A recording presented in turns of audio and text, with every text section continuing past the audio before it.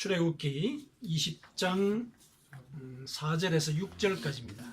출애굽기 20장 4절에서 6절까지 함께 봉독하겠습니다. 너를 위하여 새긴 우상을 만들지 말고 또 위로 하늘에 있는 것이나 아래로 땅에 있는 것이나 땅 아래 물속에 있는 것에 어떤 형상도 만들지 말며 그것들에게 절하지 말며 그것들을 섬기지 말라.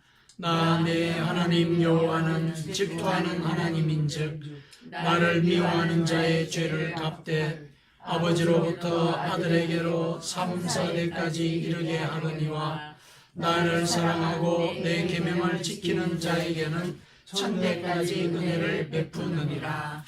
아멘. 오늘은 교회 절기상 어버이 주일입니다. 5월 8일 날 이제 지나가기는 했지만은 아마 각 가정에서 이제 어버이날을 기념하는 이제 그런 행사들 아마 같이 지냈을 것이라고 생각을 합니다. 이 세상 어디를 가든 부모님은 우리들의 기림과 또 존경의 대상입니다. 성경의 십계명에도 우리 오늘 본문 뒤쪽에 12절에 가면은 또 이렇게 명령을 하고 있습니다. 내 부모를 공경하라. 하나님께서도 우리가 부모님을 공경하기를 이제 원하시는 것입니다. 그리고 부모를 공경할 때 받게 될 약속, 이것도 같이 제시를 해주고 있습니다. 십계명에는 구체적인 약속이 이렇게 언급이 된 것이 네 부모를 공경하라.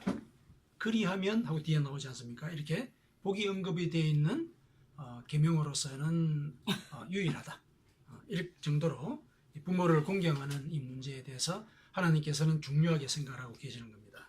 그 복이 내 하나님 여호와가 네게 준 땅에서 내 생명이 길리라. 이런 이제 복을 약속을 하셨습니다. 이렇게 부모를 공경했을 때 장수의 복을 약속을 하신 것, 거기에는 또 다른 의미가 들어있는 것이죠. 그것은 부모님은 우리의 삶의 뿌리이자 생명의 터전이다. 이 사실을 그 복 속에 암시를 하고 있는 것입니다. 물론 이제 우리가 여러 가지 복잡한 삶의 과정들을 겪다 보면은 부모에 대한 그 공경의 마음이 사라질 때도 있습니다. 그게 사실이긴 합니다. 그래서 부모 때문에 상처를 받고 그 때문에 가족 간의 이제 관계뿐만 아니라 그로 인해서 일반적인 그 대인 관계 여기에도 어떤 원만하게 구성하지 못하는 이런 결과 이것을 초래할 수 있는 그런 경우도 있다고 하는 것 우리는 또 잘 알고 있습니다. 부모가 자식들의 이제 원망의 대상이 되는 이제 그런 경우가 되겠죠. 이 때문에 우리는 부모의 역할에 대해서 깊게 묵상을 해볼 필요가 있습니다. 그 역할을 어떻게 하느냐에 따라서 우리가 또 부모님들이 자식의 기림이 대상이 될 수도 있고 또 원망의 대상이 이제 될 수도 있는 이제 그런 것이기 때문에 그렇습니다. 우리는 지금 부모님을 이제 모시고 있기도 하지만은 또한 현재 부모이기도 하고 또 앞으로 또 부모가 되기도 할 것이기 때문에 이제 오늘 본문에서 하나님께서 부모의 역할에 대해서 이제 무슨 말씀을 하고 계시는지 함께 묵상해 보도록 하겠습니다. 그래서 제목을 부모의 선택과 거룩한 가문 이렇게 제목을 정해봤습니다. 자, 오늘은 이 시 작품을 먼저 한 수 한번 들어보도록 그렇게 하겠습니다. 우리나라에 문태준이라고 하는 시인이 있는데 그분이 쓰신 존재의 뒤편이라는 이런 시가 있습니다. 제가 읽어드리겠습니다. 사람을 온전히 사랑하는 일은 뒤편을 감싸는 일이다. 대부분의 사람은 뒤편에 슬픈 것이 많다.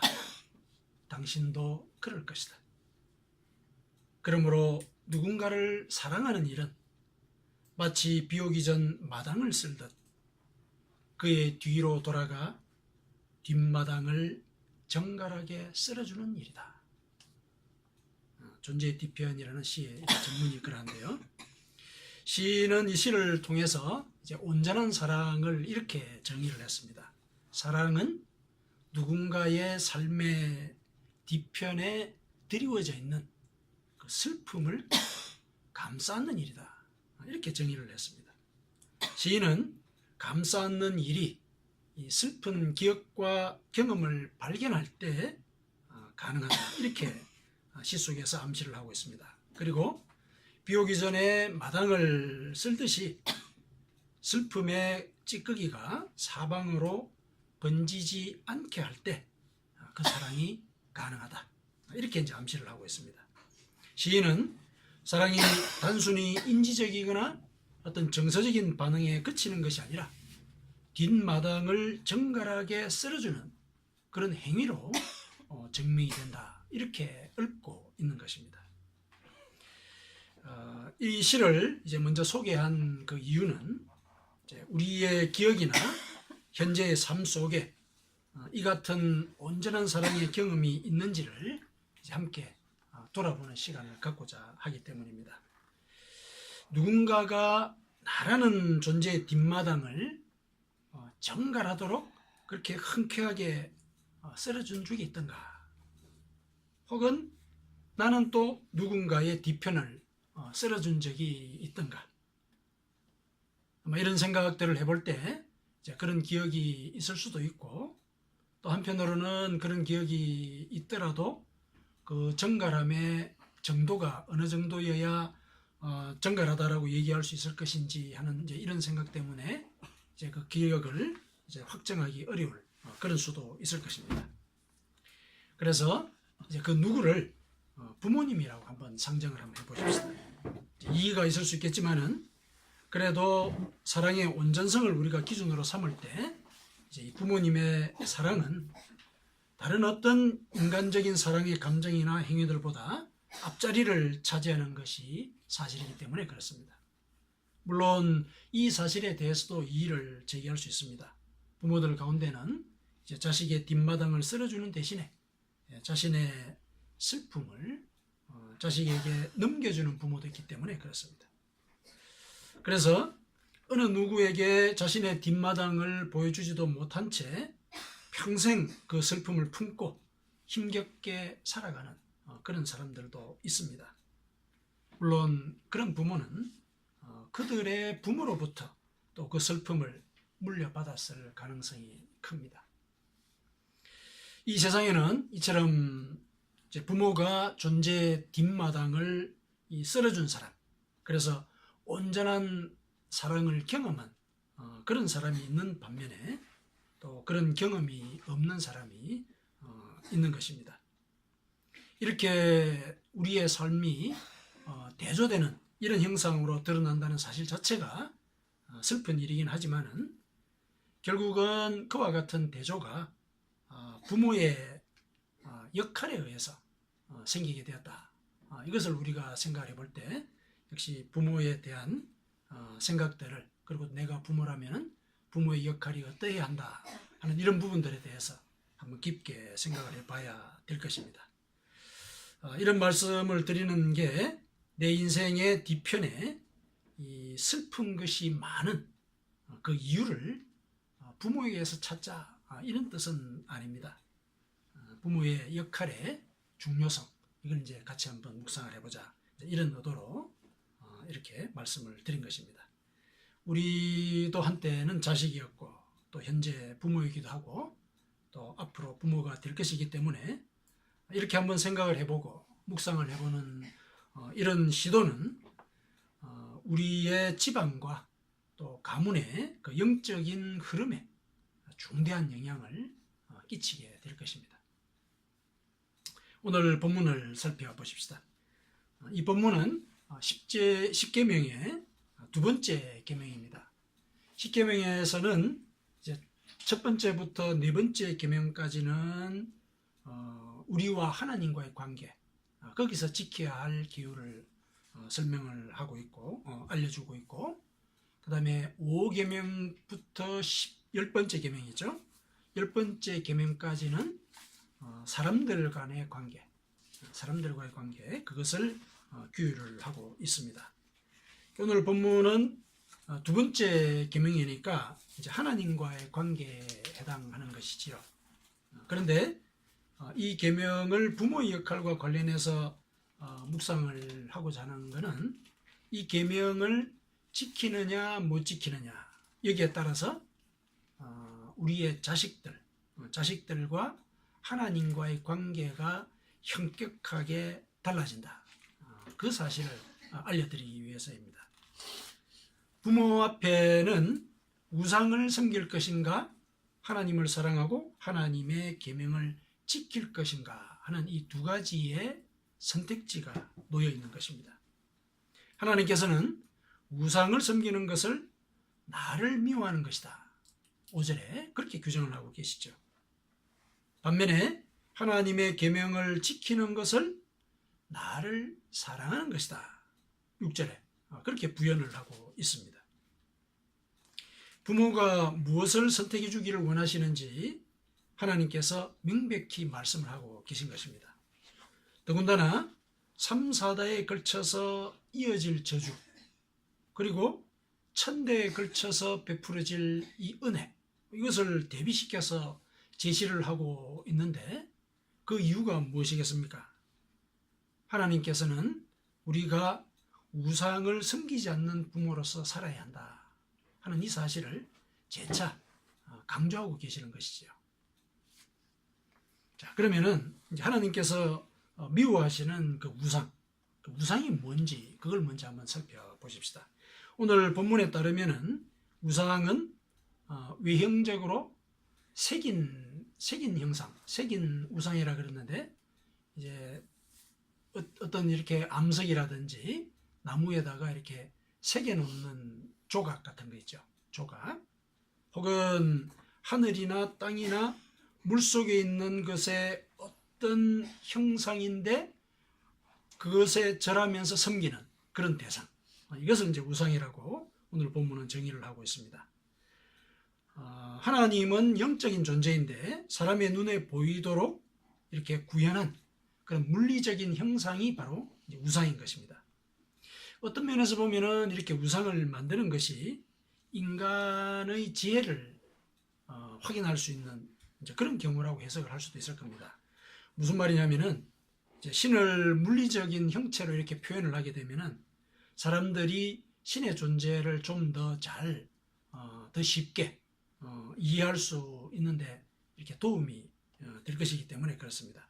하지만 하나님께서는 이제 이렇게 우상을 만들어 섬기는 것을 하나님을 미워하는 행위다. 이렇게 이제 규정을 하고 계십니다. 자, 그 이유가 뭡니까? 왜 그러실까? 첫째, 우상은 하나님의 본질을 왜곡하기 때문에 그렇습니다.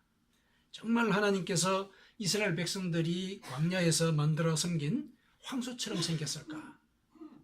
아니면은 이방 민족들이 섬기던 바알이나 아세라처럼 남성이나 혹은 여성의 모습을 지녔을까? 실은 하나님을 본 사람이 아무도 없습니다. 그런데 하나님을 그렇게 물리적인 형상으로 만들어내는 것, 이것은 결국 인간이 알지 못하는 이 창조주의 본질을 피조세계의 영역으로 제한하는 그런 행위에 해당하는 것입니다. 하나님의 본질을 피조세계에 제한하는 그런 이제 일을 하는 것이기 때문에 이런 우상은 하나님께서 미워하신다. 이렇게 이제 얘기를 할 수 있는 것입니다. 그 다음에 두 번째 보면은 이 우상 숭배는 인간의 그 역사의 과정 속에서 많은 그 부도덕한 전통을 만들어냈습니다. 대개 우상을 숭배하는 그 이유가 인간들이 그 풍요와 안정을 바라기 때문에 그 우상을 만들어 섬겼습니다. 그러다 보니까 그 우상 숭배하는 과정 속에 그 풍요를 기원하는 의식을 거행하게 되거든요. 근데 그 의식 속에 어떤 행위들이 이어지느냐면은 이 성행위, 성이라고 하는 것이 이제 자식을 낳는 이제 그런 의미가 있기 때문에 이제 풍요의 어떤 대표적인 상징이라고 보는 것이죠. 그래서 그 성행위가 이렇게 벌어지는 이제 이런 일들이 그 우상 숭배하는 과정 속에 일어났고, 또 그 가운데는 어떤 신은 자녀를 바치기를 요구하는 그런 우상도 있습니다. 몰렉이라고 하는 그런 우상이 있는데, 그런 우상을 이스라엘 백성들이 또 섬기기도 했거든요. 어린 자식을 죽여서 하나님께 제물로 바치는, 그러니까 그들이 섬기는 그 몰렉이라고 하는 우상에게 바치는 그런 일도 있고, 또 제물을 바친다라는 그런 명목으로 약탈이 자행되기도 하고, 또 그 우상을 섬기는 그 과정 속에 이제 만취하는, 예를 들면 이제 포도주를 가지고 이제 바알을 섬기게 되는데, 그 섬기는 그 과정 속에서 어떤 몽환의 느낌들, 이런 것들을 도와주는 그런 이제 도구로서 이제 만취하게 되는 이제 그런 경우들도 있게 되죠. 그리고 이제 자해하는 이제 그런 경우들도 있습니다. 자해를 통해서 이제 신을 불러들이는 그런 일도 이제 벌어지고 그랬거든요. 이와 같은 일들에 대해서는 하나님께서 그것은 내가 명령하거나 말하거나 뜻한 바가 아니다, 분명히 얘기를 하셨습니다. 예레미야 19장 5절에 분명히 이와 같은 도덕적인 타락 혹은 반인륜적인 행위, 이것을 통해서 나를 섬기라 혹은 신을 섬기라 이렇게 얘기한 적이 없다. 그것은 나를 섬기기 위해서도 그런 일을 해서는 안 된다, 이렇게 분명히 얘기를 하셨습니다. 그 다음에 세 번째 보니까 이제 이러한 행위들에서 알 수 있듯이 이제 우상이라고 하는 것은 결국 인간이 자신의 욕망을 투사한 그런 형체라고 볼 수가 있습니다. 이스라엘 백성들이 광야에서 황소를 하나님으로 섬긴 것, 이거는 물론 애국 문화에 영향이 있기도 하지만은 본질적으로 그들이 이 불안한 상황 속에서 광야를 떠돌아다니는 그런 불안한 상황 속에서 풍요와 평안을 희구했기 때문에 황소를 풍요와 평안의 상징으로 만들어서 섬겼던 것입니다. 바알과 아세라라고 하는 이런 우상도 역시 풍요의 신들입니다. 이처럼 우상은 풍요를 바라는 인간의 욕망의 투사체입니다. 이 때문에 우상 숭배는 궁극적으로 볼 때 인간이 자신의 욕망을 숭배하는 것과 다르지 않습니다. 오늘 본문도 말하고 있듯이 4절에 보니까 우상은 너를 위하여 만들어진 것입니다. 우리 인간을 위하여, 우리의 욕망을 위하여 이제 우상이 만들어진다. 그래서 이와 같은 이유들 때문에 하나님께서는 우상을 미워하신다, 이렇게 이제 우리가 정리를 할 수가 있겠습니다. 이런 이유들만 보더라도 이제 하나님께서 우상 숭배를 미워하시는 그 뜻을 충분히 이해할 수가 있습니다. 우상 숭배는 결국 인간이 자신을 하나님으로 섬기는 그런 행위입니다. 이것은 창조주에 대한 피조물의 반역 행위에 해당합니다. 이 때문에 하나님께서는 우상 숭배의 죄를 갚겠다, 그 죄를 갚되 아버지로부터 아들에게로 3, 4대까지 이르게 할 것이다, 이렇게 경고를 하셨습니다. 그리고 그 경고를 강화하기 위해서 축복의 약속을 하셨습니다. 또 반대되는 상황에서는 이와 같은 축복을 하겠다라고 얘기를 하신 것이죠. 나를 사랑하고 내 계명을 지키는 자에게는 1000대까지 은혜를 베풀겠다, 이렇게 이제 말씀을 하신 것이죠. 우상에 대한 하나님의 뜻은 분명합니다. 하나님께서는 결국 우리에게 욕망을 경계하라, 이렇게 말씀을 하시는 것입니다. 비록 우리가 하나님을 물리적인 형체로 만들지도 않고 그것에다 절하면서 숭배하지는 않지만은 마음속의 욕심이 바로 우리의 우상인 것입니다. 바울 사도는 탐심은 우상 숭배다, 골로새서 3장 5절에 분명히 그렇게 얘기를 해주고 있습니다. 자, 이렇게 우상에 대한 이야기, 우상을 왜 하나님께서 미워하시는지, 그와 같은 이유들, 그것이 궁극적으로는 인간이 자기의 욕심을 섬기는 그런 일과 관계되어 있기 때문에 그러하다라는 이야기를 우리가 알아봤습니다. 이것을 우리가 부모의 역할과 연결시켜서 생각을 한번 해봐야 되겠죠. 그러니까 부모가 만약에 이처럼 자신의 욕망을 쫓아서 살아가는 모습을 보이게 되면은 자식들은 그 모습을 보면서 그들의 삶이 부모가 살았던 그 방식으로부터 영향을 받게 되는 그런 삶을 살 수밖에 없게 되는 것입니다.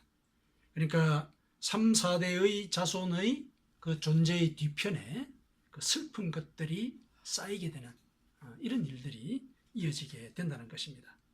그 슬픈 것들, 이런 것들은 물론 개인에 따라서 여러 가지 다양한 이제 양태들이 있을 수가 있을 것인데 그 슬픈 것들의 그 본질적인 모습, 그건 또 무엇일까? 그걸 한번 생각을 해 보겠습니다. 자, 우리의 존재의 뒤편, 그러니까 부모가 자기의 욕망을 쫓아서 살아갈 때 그 삶의 모습에서 드러나가지고 자식들의 존재의 뒤편에 쌓이게 되는 그런 슬픈 것들, 그것은 본질적으로 어떤 모습을 갖고 있는 것일까? 첫 번째, 그것은 하나님을 믿더라도 자신의 경험 안에서 이해되는 하나님만을 믿는 그런 모습, 이것이 첫 번째 아마 슬픈 것들의 모습일 수가 있을 것입니다. 자신의 욕망을 승인하는 하나님의 말씀만을 진리로 받아들이는 것, 그런 태도이죠. 그래서 자기를 희생하고 낮은 자를 섬기는 행위, 이것을 용납하지 않는 것이죠. 하나님을 섬기고 교회 다닌다고 그러면서 이렇게 갑질을 하는 그런 모습들, 이런 모습들이 여기에 해당한다고 볼 수가 있습니다. 자식들은 안 보는 것 같아도 다 본다는 얘기죠. 그 다음에 두 번째, 자신에게 끼칠 손해를 회피하면서 그 행위를 합리화하는 모습. 성경에 보면은 이런 모습들이 나옵니다. 이제 바리새인이 부모에 대해서 이와 같은 짓을 저질렀는데요. 부모를 공경하라 하는 말씀이 분명히 오늘 십계명에서 봤듯이 있지 않습니까? 바리새인들은 성경을 정말 그대로 지키려고 노력하는 사람들이기는 했습니다. 그래서 부모를 이제 공경하려고는 하는데, 예를 들면은 이제 부모님께 이제 물질적으로 재물을 가지고 이제 부모를 이제 섬길 수 있는 것이죠. 부모님도 생계를 유지하면서 지내셔야 되니까. 그런데 이 바리새인들이 그 재물을 고르반, 이런 말을 함으로 해가지고 그 재물을 부모에게 돌리지 않는 것을 합리화하는 이런 이제 행태를 이제 보인 것이 이제 성경에 기록이 되어 있습니다. 예수님께서 직접 그렇게 지적을 하셨거든요. 고르반이라고 하는 말은 무슨 말이냐면은 하나님께 드리는 제물이다, 예물이다, 이런 뜻입니다. 그러니까 부모를 공양하기 위해서 어떤 이 물질이 있단 말씀이죠. 그런데 그것은 이 부모 앞에 이렇게 드려야 되지만은 이 바리새인들이 실은 이제 부모에게 드리고 싶지 않아서 그 제물에 대해서 이거는 하나님께 드리는 예물입니다, 이렇게 말을 해버리고 그거를 자기 필요에 따라서 써버린다는 얘기죠. 예수님께서 그와 같은 바리새인들의 행태를 지적을 하시고 꾸짖었습니다. 이렇게 이제 합리화하는 이런 모습들이 있지 않습니까? 어떤 분명히 명백하게 잘못한 일들이 있음에도 불구하고 그것을 유리하게 해석을 해버리는 것, 자식들이 보는 것입니다.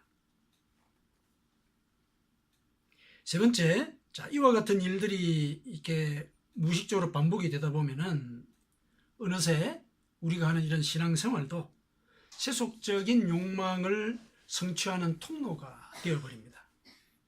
예수님을 따르던 제자들처럼 세속적인 성공을 목적으로 삼고 교회 생활을 하게 됩니다. 당연히 진정한 마음으로 이웃을 돕지 않게 되고, 돕더라도 건성으로 하거나 혹은 자신의 도덕적인 명예를 위해서 돕는 봉사활동을 하는 이런 일을 하게 되는 것이죠. 이 역시 자식들이 보는 것입니다. 바울 사도는 이런 사람을 두고 이와 같이 말을 했습니다. 빌립보서 3장 19절에 그들의 신은 배다, 배라고 얘기를 했습니다. 그 영광은 그들의 부끄러움에 있고 땅의 일을 생각하는 자들이다. 그러니까 이런 사람들은 자기의 배, 즉 자신의 욕망을 신으로 삼고 성공을 위해서는 부끄러운 짓도 서슴지 않고 저지른다. 이런 지적을 하고 있는 것입니다. 이거는 동양에서도 많이 지적을 하고 있는 이제 그런 내용이기도 하지요. 이 동양의 이제 고전 중에 이제 근사록이라고 하는 이런 고전이 있습니다. 여기서는 뭐라고 얘기를 하고 있냐면은 인간이 탐심을 품으면 지조가 흐려진다. 이렇게 얘기를 하고 있습니다. 탐심을 품으면은 강직함이 없어지게 되고 강직함이 없어지니까 결국 어떤 상황에 대해서 이성적인 판단을 하지 못하게 된다. 이거는 어떤 경우는 자기의 잘못을 합리화하는 그런 행위로 이어진다. 지조가 흐려진다는 얘기죠. 이와 같은 모습이 눈앞에서 목격이 될 때 자식들은 무의식적으로 그 모습을 따르게 됩니다. 자식들의 존재의 뒤편에 슬픈 것들이 쌓이게 되는 것입니다. 부모가 자식을 사랑한다면 이 슬픈 것들을 자식의 존재의 뒤편에서 쓸어주어야 합니다. 그것을 쓸어내는 방법이 무엇입니까? 오늘 본문은 그것이 하나님을 사랑하는 것이다. 이렇게 일러주고 있습니다. 자신의 욕망을 섬기는 태도를 회개하는 것이다. 이렇게 말하고 있습니다. 그 회개는 하나님의 말씀을 지키는 삶으로서 증명할 수가 있습니다. 하나님을 사랑하는 것과 하나님의 계명을 지키는 것은 따로 분리된 행위가 아닙니다. 하나님의 계명을 지키는 것이 곧 하나님을 사랑하는 것입니다. 예수님께서 이렇게 말씀하셨습니다. 너희가 나를 사랑하면 나의 계명을 지킬 것이다. 요한복음 14장 15절입니다. 이어서 이런 말씀도 하셨습니다.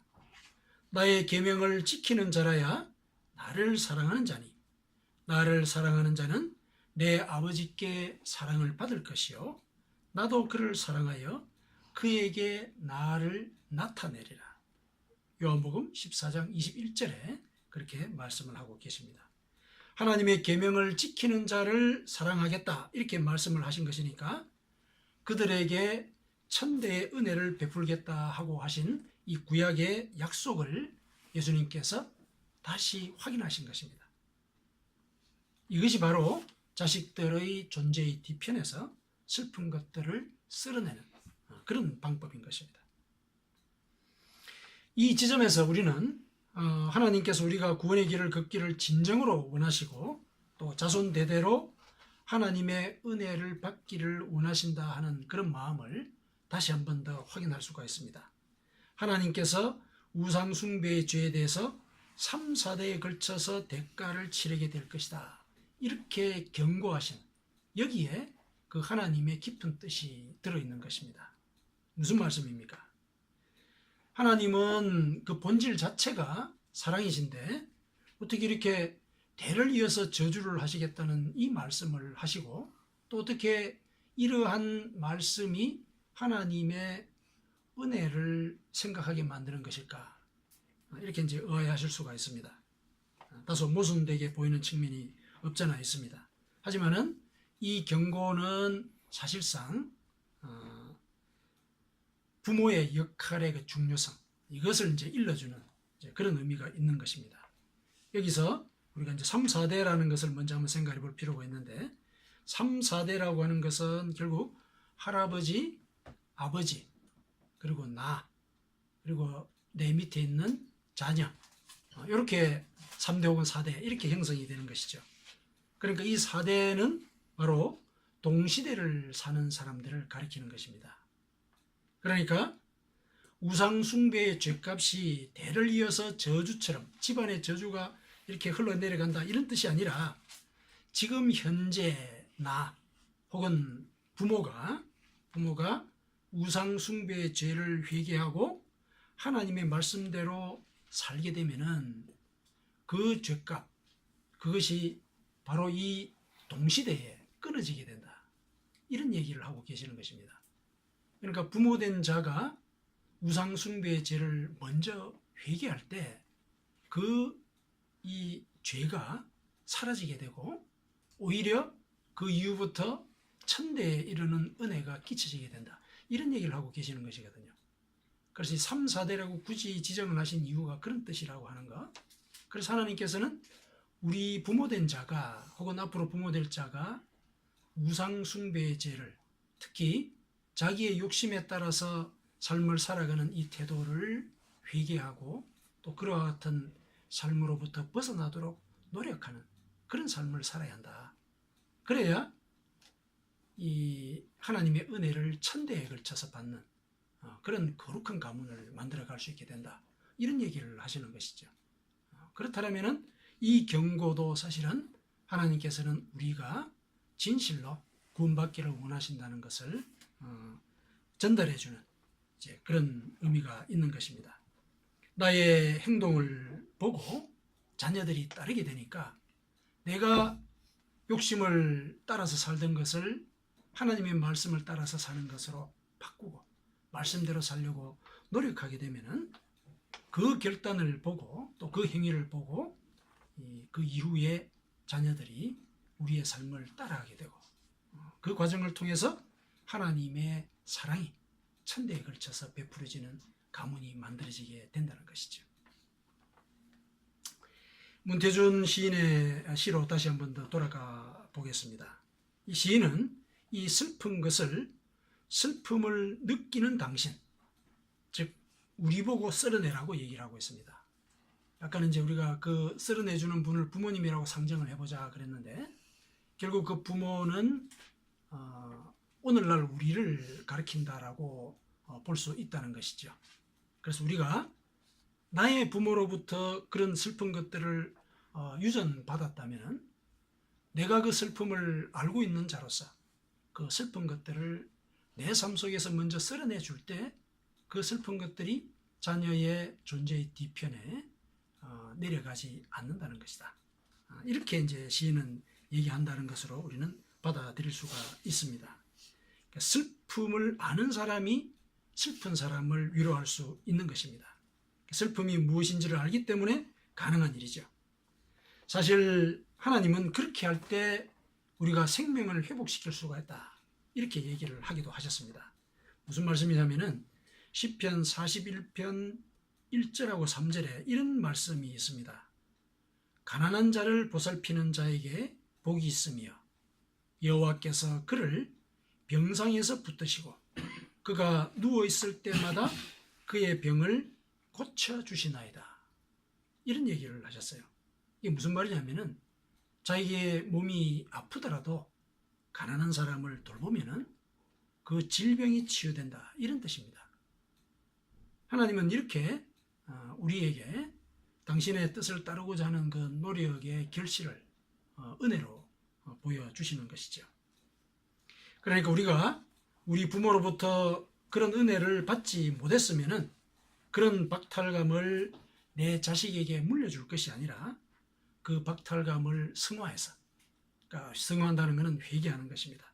승화해서 자식의 뒷마당을 살펴보고 쓸어주어야 한다. 이런 얘기를 하고 할 수가 있는 것입니다. 그것이 결국 나의 이 박탈감을 치유하고 자식에게는 존재의 뒷마당이 청결해지는 그런 순간이 되는 것입니다. 나와 자식의 영혼이 살아나는 것입니다. 부모가 된 우리가, 그리고 부모가 될 우리가 하나님 앞에 욕심을 내려놓고 하나님의 말씀대로 살고자 선택하고 결단하고 노력을 하면은 우리는 천대에 걸친 은혜를 받을 토대를 우리의 이 삶 속에서 마련하게 되는 것입니다. 이것이 바로 부모가 자식에게 물려줄 수 있는, 또 느끼게 할 수 있는 온전한 사랑인 것입니다. 사랑하는 성도 여러분, 우리의 욕망 때문에 우상이 만들어집니다. 우상은 결국 우리의 욕망인 것입니다. 하나님의 말씀이 우리 자신의 욕망과 갈등을 일으킬 때 성령께서 도와주시기를 기도합시다. 우리의 힘으로 욕망을 제어한다는 것은 참으로 어렵습니다. 그때 성령께서 이 욕망을 이기고 하나님의 말씀대로 살아갈 수 있도록 힘을 주십사. 이렇게 기도하십시다. 세속적인 욕망이 솟구칠 때 하나님의 말씀을 먼저 떠올리는 그런 훈련을 자신 스스로 하도록 하십시다. 그리고 잘못을 합리화할 것이 아니라 하나님 앞에서 회개합시다. 이와 같은 모습들을 자식들은 봅니다. 그리고 따라하게 됩니다. 이렇게 해서 하나님의 은혜가 천대에 걸쳐서 베풀어지는 거룩한 가문을 만들어 가시기를 축원합니다.